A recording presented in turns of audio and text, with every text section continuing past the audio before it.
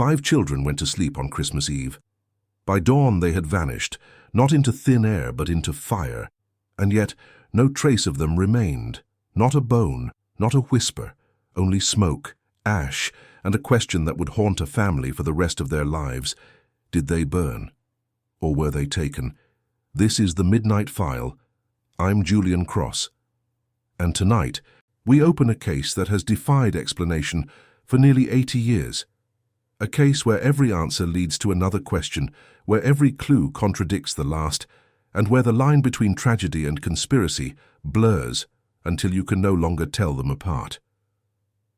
The story begins in the hills of West Virginia, in a small town called Fayetteville, where the American dream was supposed to be within reach for anyone willing to work hard enough to grasp it. For George Sodder, that dream seemed real. He had crossed an ocean, learned a new language, built a business with his own hands. He had married, raised 10 children, and earned the respect of his neighbors. But on Christmas Eve, 1945, that dream would collapse into a nightmare from which his family would never truly wake. Before we go further, I need to ask something of you. If you're drawn to stories like this, stories that refuse to let go, that linger in the corners of your mind long after the telling is done, then subscribe to this channel. Hit that notification bell, because the files I open here are not the kind that close easily. They stay with you, and there are more waiting in the dark. Now let me take you back to a time when the world was just beginning to heal from the wounds of war, when soldiers were returning home, when families gathered around tables heavy with food and hope. It was into this world that Giorgio Soddu, later George Sodder, arrived as a boy of 13, leaving behind the sun-baked hills of Sardinia, Italy, for reasons he would never disclose. Not to his wife, not to his children, not to anyone. Some secrets, it seems, we carry to the grave. George found work on the Pennsylvania railroads, back-breaking labor that hardened his body and sharpened his will. He was not content to remain a laborer forever. By the time he settled in Fayetteville, West Virginia, he had established his own trucking company, hauling coal and dirt through the Appalachian Mountains. It was honest work, profitable work, the kind of work that could feed a large family and still leave something for the future. And large his family was.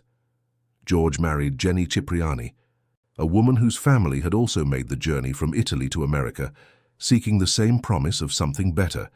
Between 1923 and 1943, they brought 10 children into the world, 10 lives that filled their home with noise and laughter and the particular chaos that only a house full of children can produce.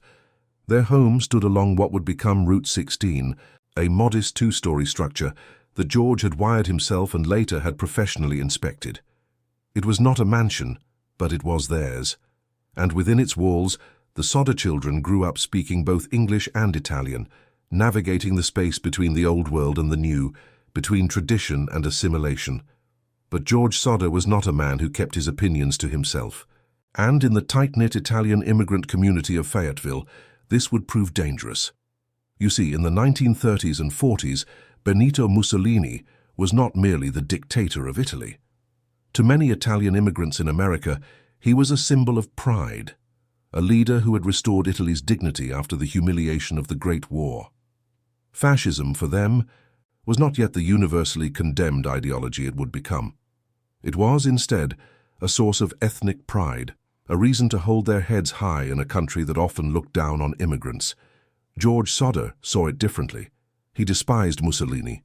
He spoke openly about the evils of fascism, the dangers of totalitarianism, the betrayal of Italian values, and he did not care who heard him. In shops, in church halls, at community gatherings, George made his position clear. This earned him enemies. People who had once been friends now crossed the street to avoid him. Arguments turned heated. Tensions simmered beneath the surface of daily interactions. And then came the threats. In October of 1945, just 2 months before the fire, a man named Russell Long came to the Sodder home. He was an insurance salesman, polished and professional, offering life insurance policies to protect the family. George declined. He had insurance already. He did not need more. Long's demeanor changed. According to George, the salesman's voice turned cold, his words sharp as broken glass. "Your house is going to go up in smoke," Long allegedly said. And your children are going to be destroyed because of the dirty remarks you have been making about Mussolini. Imagine hearing those words. Imagine the chill that must have run through George's body, the way his hands might have tightened into fists. Was it a threat, or simply the bitter words of a man who felt insulted? George did not know, but he remembered them. He would remember them for the rest of his life. There were other signs too, small things that seemed insignificant at the time but would later take on sinister meaning. A man came to the property claiming to be looking for work. Instead of asking about employment, he examined the fuse box, then turned to George and said, "Your fuses will cause a fire someday." This, despite the fact that George had recently had the entire house rewired by professionals. The electric company had inspected it. The wiring was sound. And then there was the car. George's older sons noticed it parked along the highway, always in the same spot, always at the same time. The men inside watched as the younger Sodder children walked home from school. They never approached. They never spoke. They simply watched. And then one day the car was gone. If you're listening to this now, perhaps you feel what George must have felt during those autumn months, a growing unease, a sense that something was building, that the world was shifting beneath his feet in ways he could not quite articulate. If that feeling resonates with you, leave a comment below. Tell me, have you ever felt the weight of something coming, even when you couldn't see it yet? I read every comment, and your stories often illuminate corners of these cases I had not considered. Christmas Eve arrived cold and clear. The year was 1945. The war in Europe had ended just 7 months earlier. The war in the Pacific had concluded in August. American soldiers were coming home. The nation exhaled. Families gathered. And in the Sodder household there was joy. Marion, the eldest daughter still living at home, had purchased new toys for her younger siblings. Martha, 9 years old, Jennie, 8, and Betty, 5. The girls were thrilled. They begged their mother to let them stay up past their bedtime to play with their new treasures just a little longer. Jennie Sodder agreed.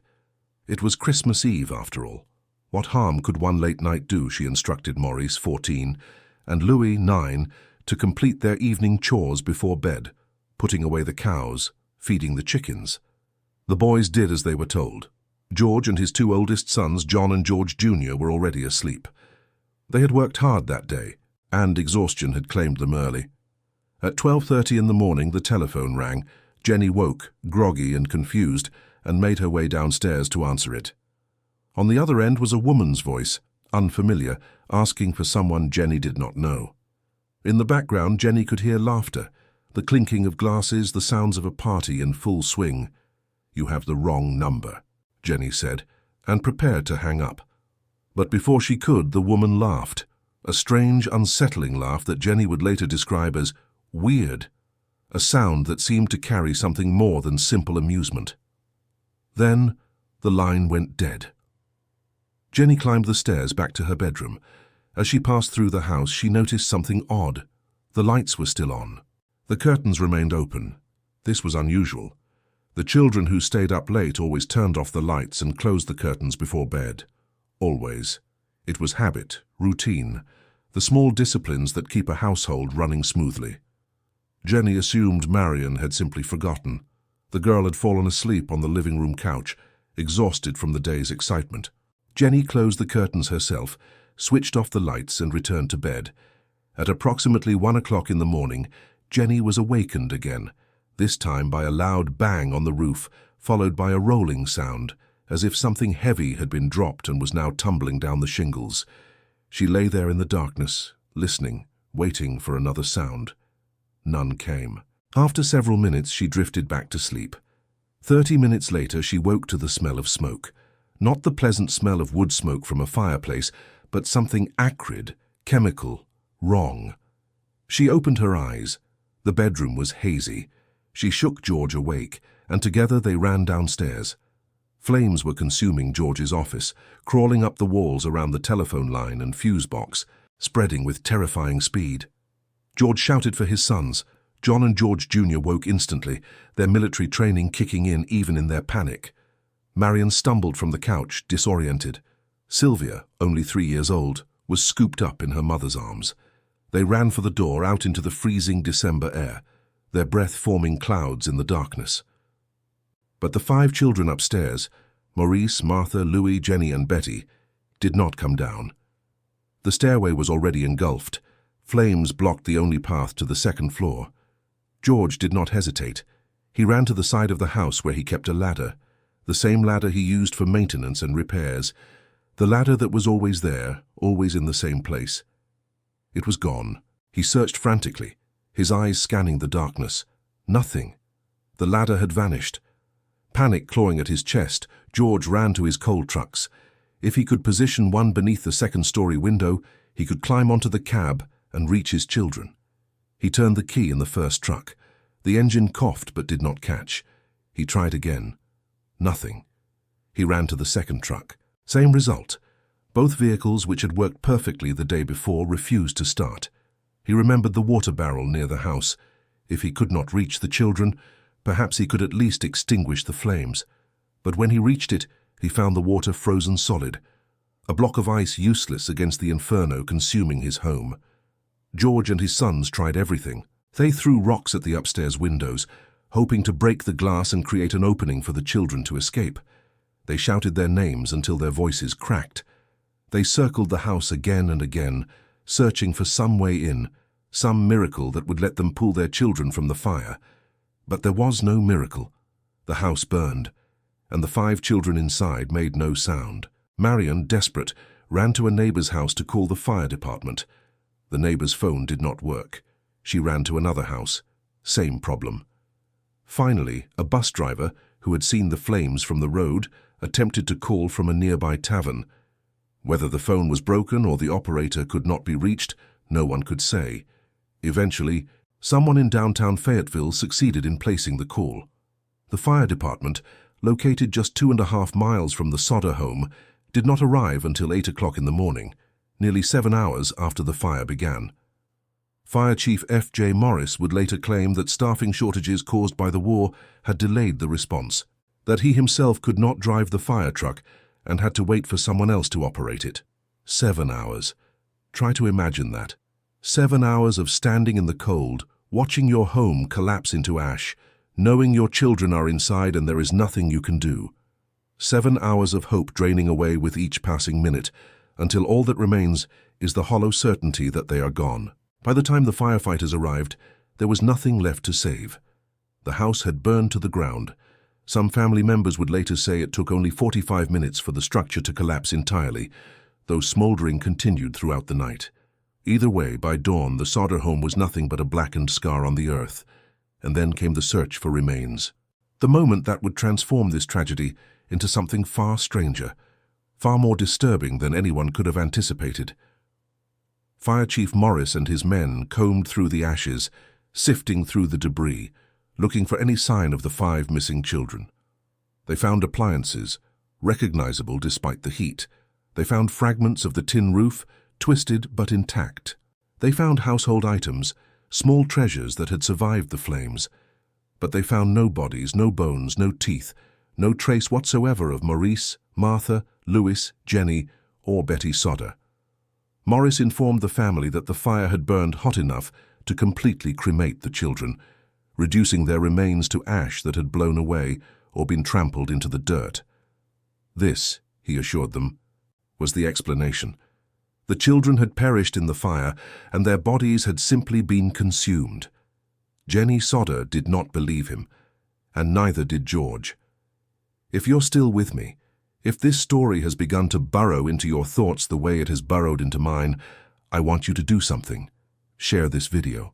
Send it to someone who appreciates mysteries that don't have easy answers, someone who understands that the truth is often more complex than we want it to be. Because this case deserves to be remembered, and the Sodder children deserve to have their story told. Jennie began her own investigation. She was not a scientist, not a forensic expert, but she was a mother who refused to accept an explanation that made no sense. She conducted experiments, burning animal bones in small fires, similar to the one that had destroyed her home. The bones never completely disintegrated. They charred, yes. They became brittle. But they remained. She spoke with an employee at a local crematorium, a man who dealt with fire and human remains every day. He told her something that would haunt her for the rest of her life: human bones. Even when subjected to temperatures of 2,000 degrees Fahrenheit for 2 to 3 hours, do not disappear. They remain intact, recognizable, recoverable. A house fire does not burn at 2,000 degrees. It does not burn for 3 hours in a controlled environment. It burns chaotically, unevenly, with pockets of intense heat and areas of relative coolness. And even in the hottest house fires, skeletal remains are always found. Jennie read newspaper accounts of similar tragedies: families lost to fire, entire households consumed by flames. In every case, without exception, the remains of the victims were recovered. Skulls, femurs, vertebrae, teeth, something always remained. So why not here? Why not for Maurice, Martha, Louis, Jennie, and Betty?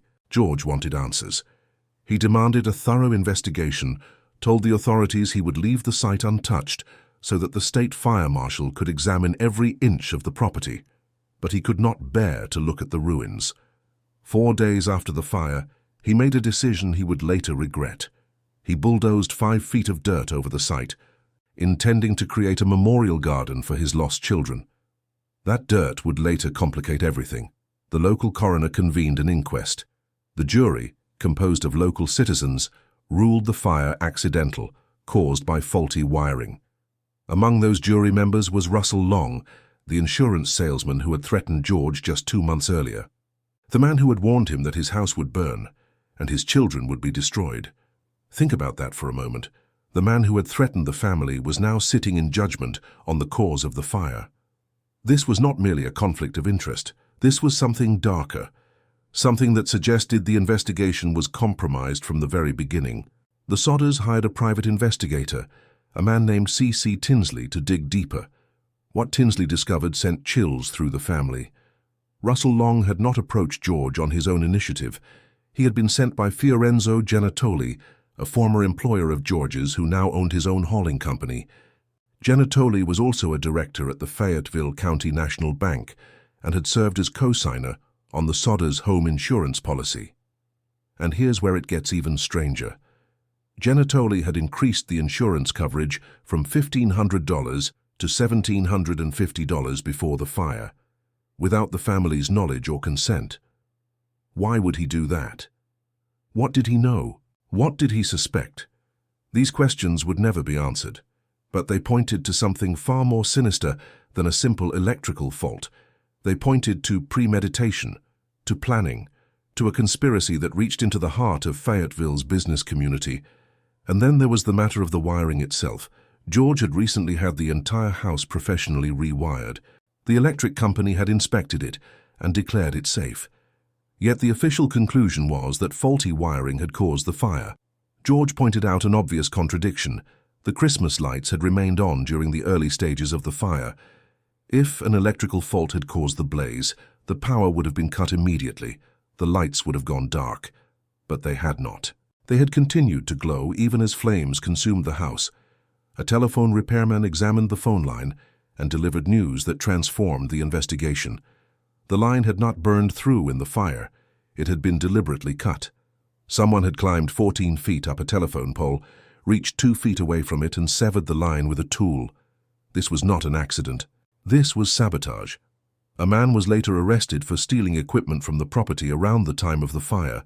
When questioned, he admitted to cutting the phone line, claiming he had thought it was a power line. But Jennie immediately saw the flaw in his story. If he had actually cut the power line, the house would have been plunged into darkness, and she and George would never have been able to see well enough to evacuate their surviving children. The man was lying. But why? Who had told him to cut the line? And what else had he been instructed to do? In early 1946, George witnessed a bus driver who claimed he had seen people throwing balls of fire at the house on Christmas Eve.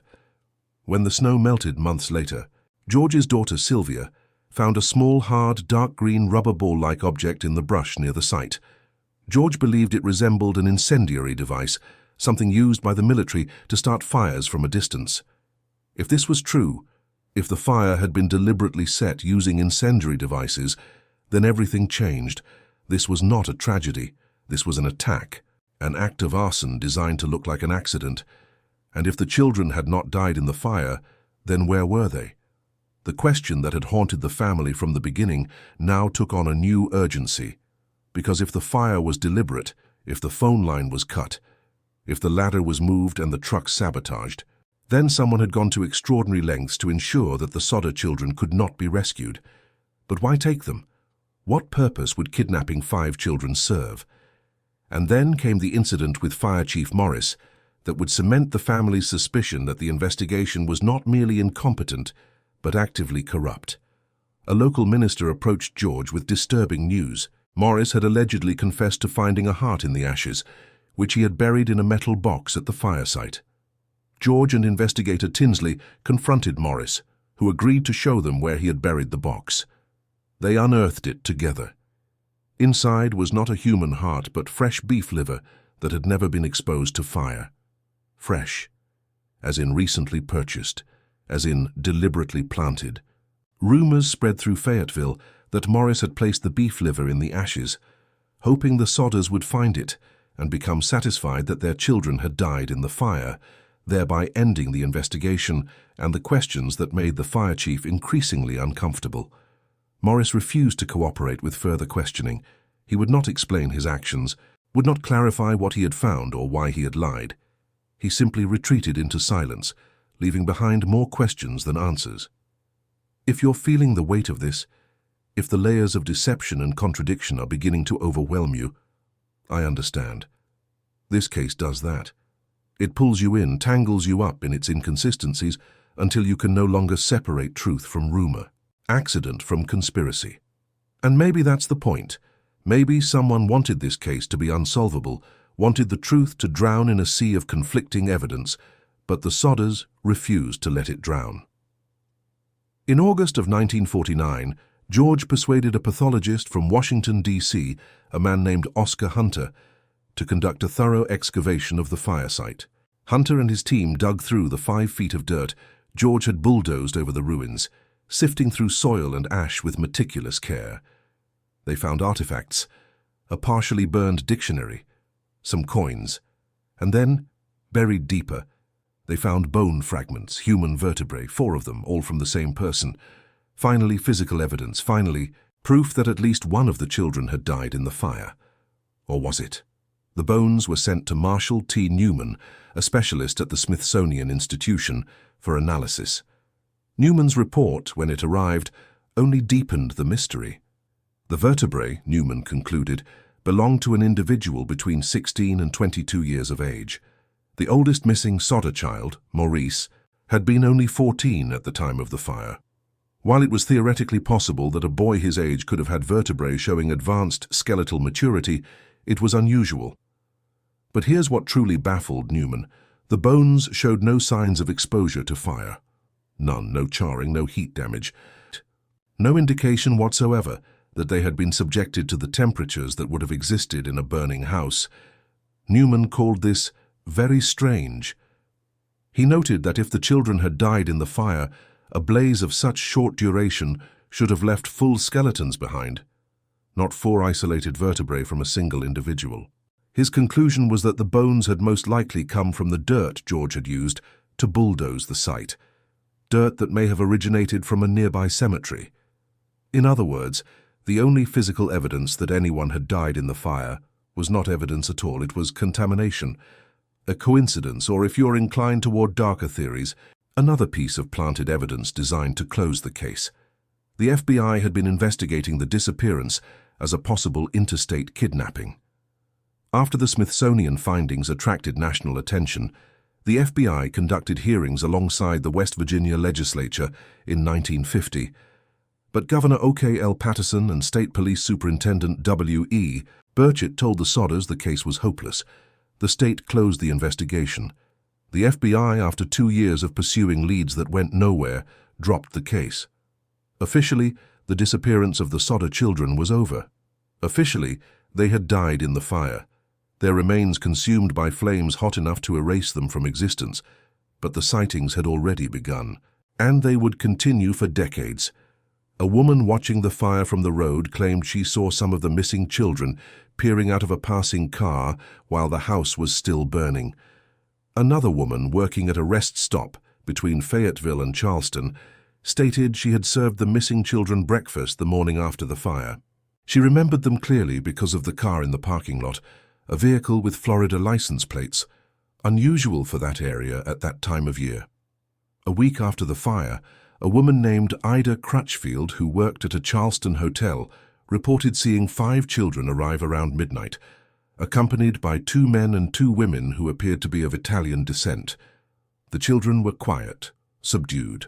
When Crutchfield tried to speak with them, one of the men looked at her with open hostility and began speaking rapidly in Italian. The entire group ceased all communication with her and checked out early the next morning. Were these the Sodder children, or simply children who resembled them, caught up in a tragedy that was transforming into myth? Crutchfield did not see photographs of the missing children until 2 years after the fire, and she did not come forward with her story until 5 years after that. Memory is a fragile thing. It warps under pressure, fills in gaps with imagination, creates certainty where none should exist. But the sightings gave George and Jennie hope. Terrible, beautiful hope that perhaps their children were still alive, that the fire had been a cover for something else, that somewhere in some distant place, Maurice, Martha, Louis, Jennie, and Betty were growing up, living lives the family could not see. George developed a theory. It consumed him, became the framework through which he interpreted every piece of evidence, every contradiction, every suspicious event. He believed the Sicilian mafia had orchestrated the fire as retaliation for his vocal opposition to Mussolini. The kidnapping, he theorized, had been carried out under cover of the chaos, with the fire serving as both punishment and distraction. It fit. The cut phone lines, the missing ladder, the sabotaged trucks, the incendiary devices, the planted evidence, all of it pointed to careful planning, to a coordinated effort by people who knew what they were doing and had the resources to pull it off. George had emigrated from Sardinia as a boy and had never explained why he left. Perhaps he had been running from something. Perhaps he had crossed the wrong people.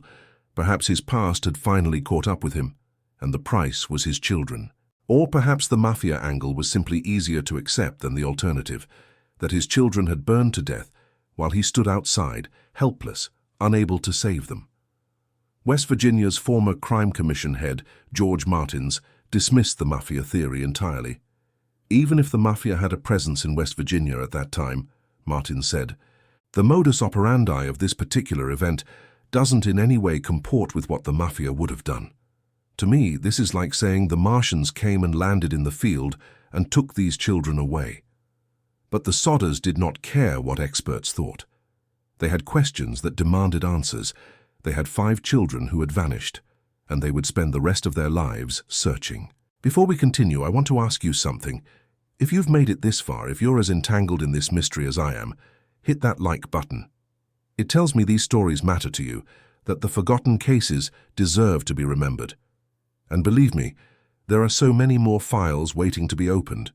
In 1952, George and Jennie erected a billboard at the site of their former house, along State Route 16. It was impossible to miss, a large sign displaying photographs of the 5 missing children above a single question. What was their fate? Kidnapped, lost, or are they still alive? They offered a reward, $5,000 at first, then doubled to $10,000, a fortune in those days. They printed flyers and distributed them across the country. George traveled constantly, following every lead, chasing every rumor, no matter how unlikely. When he saw a photograph in a magazine of ballet dancers in New York City and thought one might be his daughter Betty, he drove to the girls' school and demanded to see her. He was refused. When a woman in Florida claimed to have children resembling his own, he forced her to prove they were hers. When tips came from Texas, from Missouri, from California, George pursued them personally, always returning home disappointed but never defeated. In a 1968 interview, George spoke about the toll the search had taken.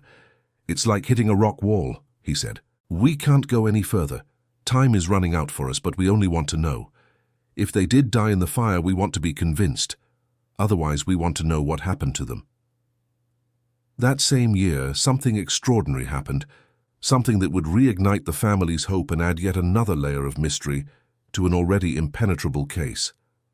Jennie received an envelope in the mail, postmarked from Central City, Kentucky. There was no return address. Inside was a photograph of a young man in his mid-30s. He had dark, curly hair, dark brown eyes, a straight, strong nose, and a distinctive upward tilt of the left eyebrow. On the back of the photograph, someone had written, "Louis Sodder, I love Brother Frankie, Illil Boys, A90132 or 35. George and Jennie studied the photograph for hours. The resemblance to Louis was striking. The age was right. Louis would have been 32 or 33 in 1968. The name on the back confirmed it. This was their son. Older, changed by time, but unmistakably their Louis. The reference to Brother Frankie was particularly significant. Only someone with intimate knowledge of the family would use that name. And the numbers, A90132 or A90135, were identified as possible postal codes for Palermo, Sicily, or Los Angeles, California. Sicily, the homeland George had fled as a boy, the place he never spoke about, the past he had tried to leave behind. Desperate for answers, the Sodders hired a private investigator to travel to Central City, Kentucky, to track down the sender and identify the young man in the photograph. They paid him in advance, gave him all the information they had, and waited for his report. He left West Virginia and was never heard from again.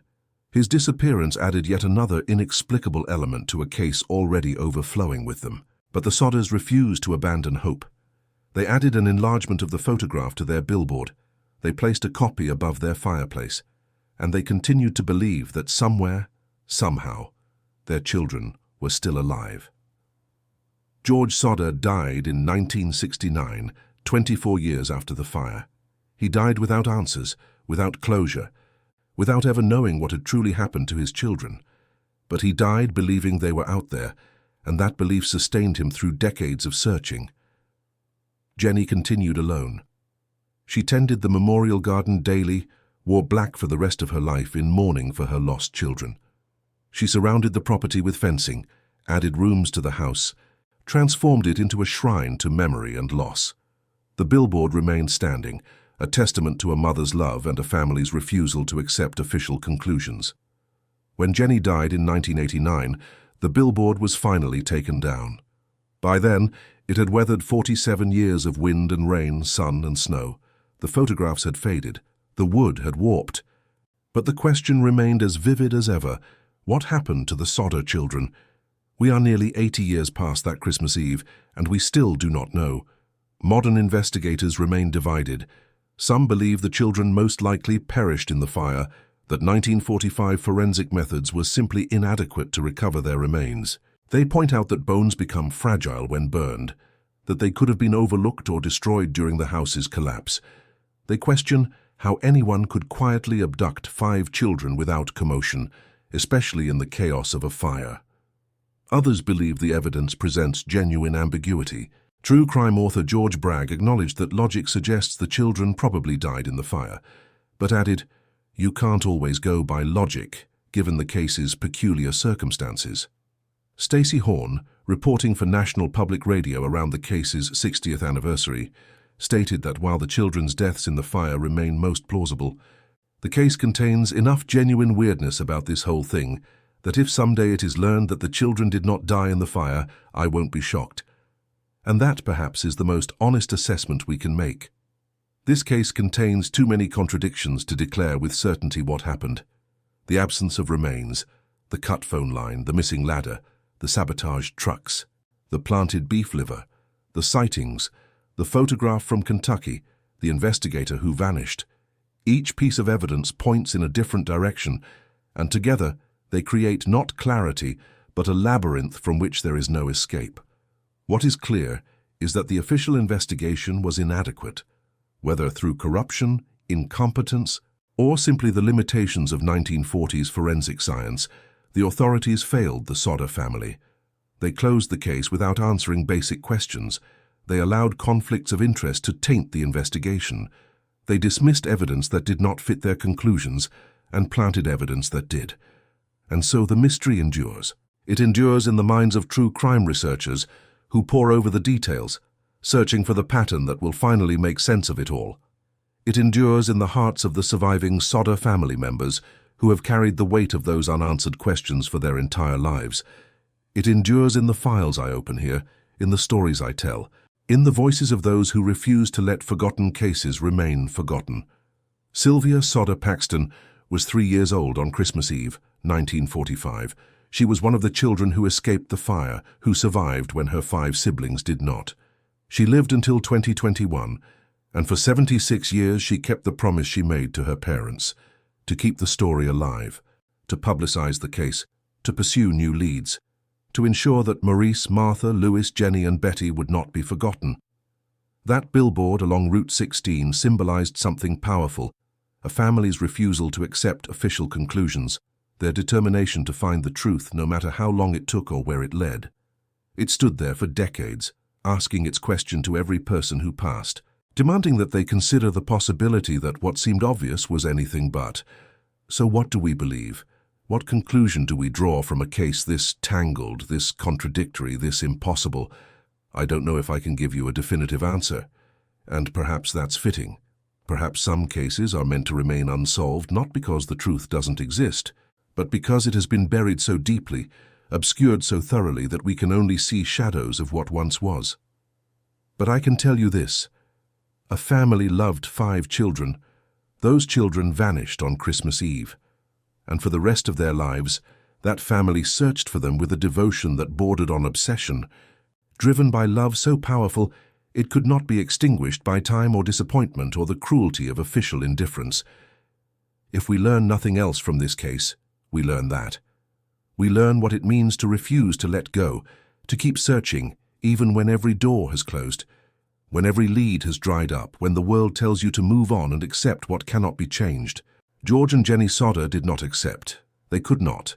And in their refusal, they created something that transcends the individual tragedy, a testament to the power of love against the machinery of bureaucracy, against the passage of time, against the very forces that seek to erase uncomfortable questions.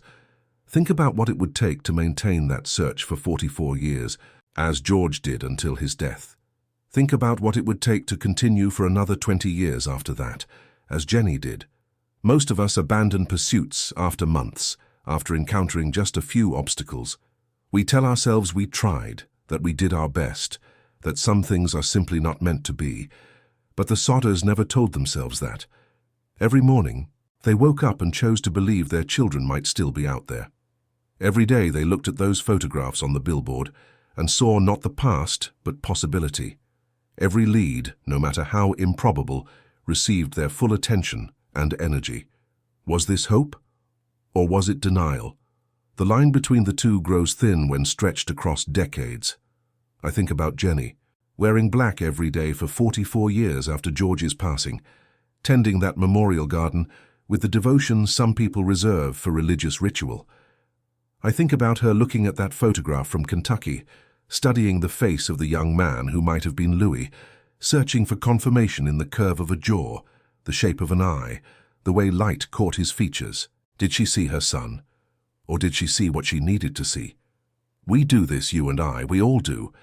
We look at ambiguous evidence and find patterns that confirm what we already believe. We construct narratives that make sense of senselessness, that impose order on chaos. And when the truth refuses to reveal itself, we create our own truths, tailored to our needs, shaped by our grief. But here's what troubles me most about this case. What keeps me returning to it, turning it over in my mind like a puzzle with missing pieces. It's not the dramatic elements, the theories of mafia involvement or elaborate kidnapping plots. It's the small details, the mundane, inexplicable failures that cascaded into catastrophe. The ladder that was always in the same place suddenly moved 75 feet away. 2 trucks that worked perfectly, suddenly refusing to start. A water barrel that had never frozen before, frozen solid on that particular night. A telephone line cut by someone who climbed 14 feet up a pole. Each of these, taken individually, could be explained as coincidence, as bad luck, as the cruel mathematics of probability playing out in real time. But together they form a pattern that suggests intention, planning, coordination, and if someone went to that much trouble to ensure the Sodder children could not be rescued, then we must ask the question that George asked for the rest of his life: why? What purpose would it serve to take 5 children? Not wealthy children, not children of powerful people, but the ordinary children of an immigrant truck driver. What would anyone gain from such an act? The mafia theory provides one answer: revenge, punishment, a demonstration of power to a man who had spoken too freely about Mussolini. But as George Martins pointed out, this doesn't fit the pattern of how organized crime operated. The mafia dealt in business, in territory, in practical concerns. Kidnapping 5 children and maintaining their custody for decades would require resources, secrecy, and dedication that served no profitable purpose. Unless, of course, the children were taken not as a business decision, but as a personal vendetta. Unless someone in that community hated George Sodder so intensely that they were willing to destroy him in the most complete way possible. Not by taking his life, but by taking his children and forcing him to live with the uncertainty of their fate. That's a particular kind of cruelty. It's the cruelty of leaving questions unanswered, of denying closure, of transforming every moment of every day into an extension of that Christmas Eve night when the world caught fire. If that was the intention, it succeeded. George and Jennie never knew peace again. They never experienced a moment free from the weight of those 5 empty chairs at the table, those 5 beds that remained forever vacant, those 5 futures that were stolen or lost or consumed by flames. And yet, they also never stopped fighting. That matters. In a world that often feels designed to break us, to wear down our resistance until we accept whatever narrative we're given, the Sodders stood as living proof that some people simply refuse to break. The billboard was more than a memorial. It was an act of defiance.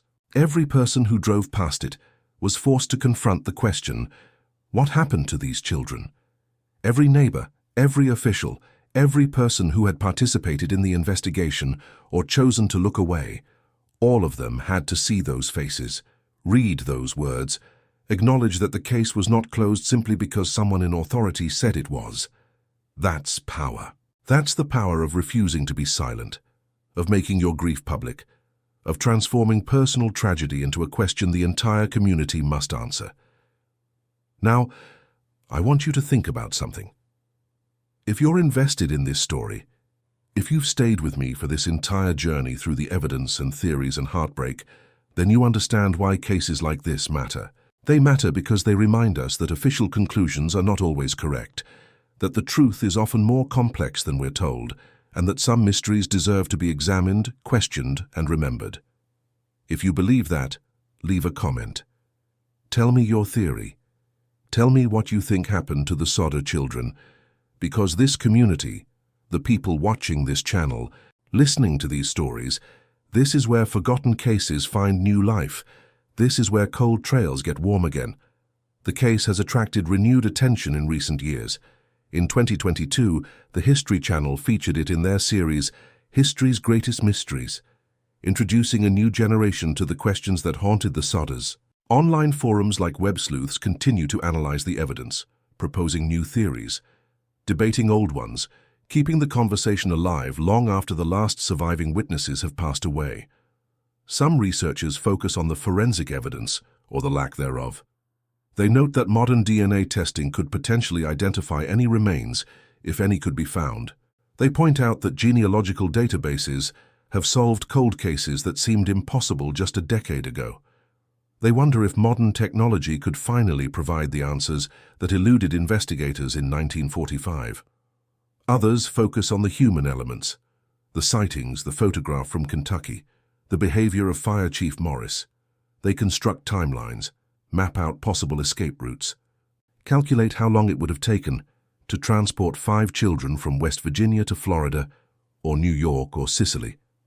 And still others take the skeptical position that the children died in the fire, that grief transformed the Sodders' perception of events, that confirmation bias led them to interpret every ambiguous piece of evidence as support for the kidnapping theory. These researchers argue that Occam's razor, the principle that the simplest explanation is usually correct, suggests the children perished and their remains were either overlooked or destroyed in ways the family could not accept. All of these positions have merit. All of them are supported by some of the evidence, and all of them leave significant questions unanswered. That's what makes this case so enduringly fascinating. It's not just a mystery.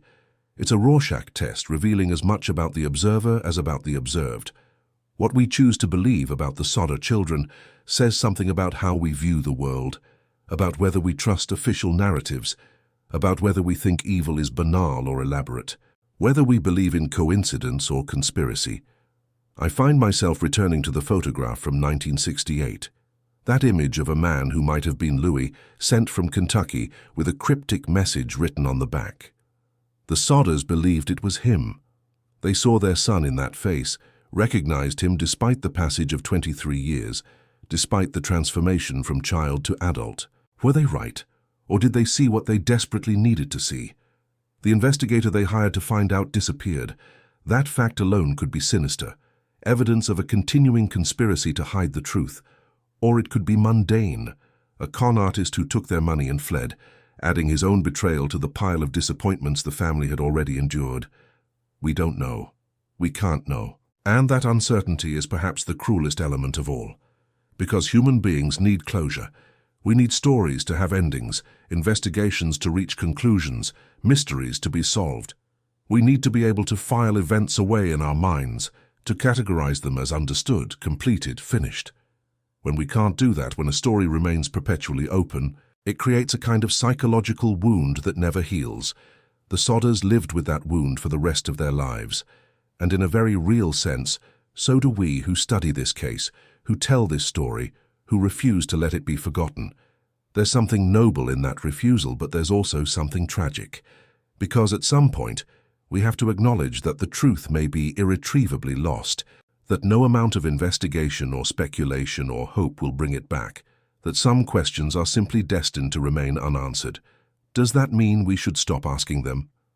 I don't think so. I think the asking itself has value.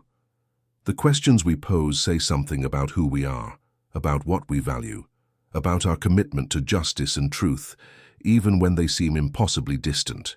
The Sodder children case asks us, how much do we trust the authorities who tell us what happened? How much do we rely on forensic science when that science is limited by the technology of its time? How do we weigh eyewitness testimony against physical evidence? How do we separate genuine mystery from the tricks grief plays on perception? These are not abstract questions. They apply to countless cases, past and present. They apply every time we're told to accept an official explanation that doesn't quite fit the facts. Every time we are asked to believe that obvious contradictions are merely coincidences. The Sodders refused to accept, and in their refusal they gave us permission to question, to doubt, to demand better answers than the ones we're given. That legacy matters more than any individual theory about what happened that night, because the real story here is not about whether 5 children burned or were kidnapped. The real story is about a family's courage in the face of institutional failure, about their determination to seek truth even when every door was slammed in their faces, about their love for their children surviving long past the point where most people would have surrendered to despair. Sylvia Sodder Paxton, the 3-year-old who escaped the fire and lived until 2021, spent 76 years keeping her parents' promise. She told the story to anyone who would listen. She worked with journalists, researchers, documentary filmmakers. She maintained the family's commitment to finding answers, even as the likelihood of finding them diminished with each passing year. Why did she do it? Not because she believed the search would succeed. By the end, she must have known the truth was lost, that too much time had passed, that the witnesses were dead and the evidence cold. She did it because the story deserved to be told. Because Maurice, Martha, Louis, Jennie and Betty deserved to be remembered as more than statistics, more than names in a forgotten file. She did it because remembering is an act of love. And sometimes, when all other actions have been exhausted, love is what remains. So here we are, nearly 80 years later, still asking the same questions George and Jennie asked, still examining the evidence, still weighing the theories, still trying to make sense of a night that defies sense. Maybe that's how it should be. Maybe some mysteries are meant to endure, Not because the truth doesn't exist, but because the search for truth reveals something important about human nature, about our capacity for hope, our refusal to abandon those we love, our insistence that every life matters enough to be mourned, to be questioned, to be remembered. The Sodder children were not famous. They were not wealthy or powerful or connected to anyone of importance. They were ordinary children from an immigrant family in rural West Virginia, living ordinary lives until the night those lives were interrupted by fire and vanished into darkness. And yet, their story has endured longer than the stories of many who seemed more significant in their time. It has endured because George and Jennie Sodder refused to let them be forgotten, because they transformed personal tragedy into public memory, because they insisted that their children's fate mattered enough to keep investigating, keep questioning, keep demanding answers even when no answers came. That's what the Midnight File is about. It's about opening cases that others have closed, about examining stories that others have forgotten, about giving voice to questions that still echo in the darkness long after the original askers have fallen silent.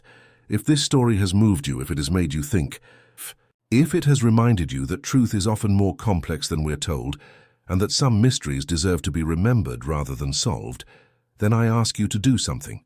Subscribe to this channel, share this video, tell someone about the Sodder children, keep their story alive the way Sylvia did for 76 years, because in the end that's all we can do. We can't solve every mystery. We can't answer every question. We can't undo the tragedies of the past or restore what was lost. But we can remember. We can bear witness. We can refuse to let forgotten cases remain forgotten. On Christmas Eve, 1945, 5 children went to sleep in their beds. By dawn they were gone. Whether they perished in flames or were taken into darkness, we may never know. But we know their names. We know their faces. We know their parents loved them enough to search for 44 years, and then another 20 after that. We know that George Sodder stood beneath that billboard for decades, looking at the photographs of his missing children, and never stopped believing he might find them. We know that Jennie wore black for 44 years, transformed her home into a shrine, and refused to accept the official story even when everyone told her to let it go. We know that 5 children existed, lived, laughed, played with new toys on Christmas Eve, and then disappeared into a mystery that has never been solved. And we know that their story still matters. It matters to those of us who open forgotten files and examine cold cases. It matters to anyone who has ever questioned an official narrative or demanded better answers than the ones they were given. It matters to everyone who understands that truth is worth pursuing even when it seems impossibly distant, even when the search consumes you, even when you know you may never find what you're looking for.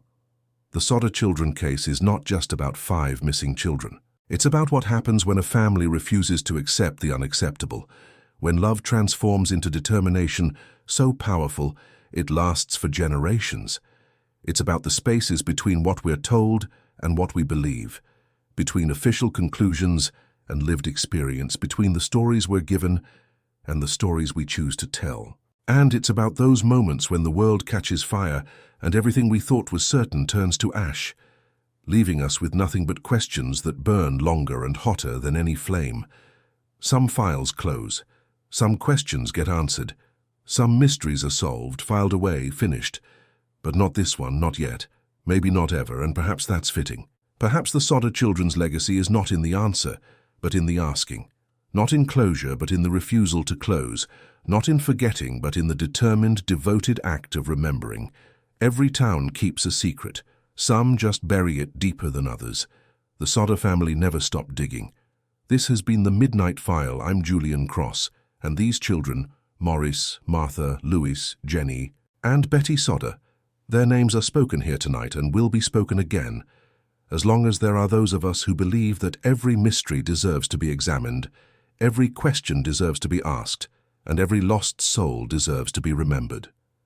If stories like this stay with you long after the telling is done, if you find yourself thinking about them in quiet moments, turning them over in your mind, searching for patterns in the darkness, then you already know why this channel exists. Subscribe. Join those of us who refuse to let forgotten cases remain forgotten, because there are more files waiting, more stories that need to be told, More mysteries that deserve to be remembered. The next file may be darker still, but we'll open it together. Until then, remember the Sodder children. Remember that Christmas Eve in 1945 when 5 children vanished and a family spent the rest of their lives searching for answers that never came.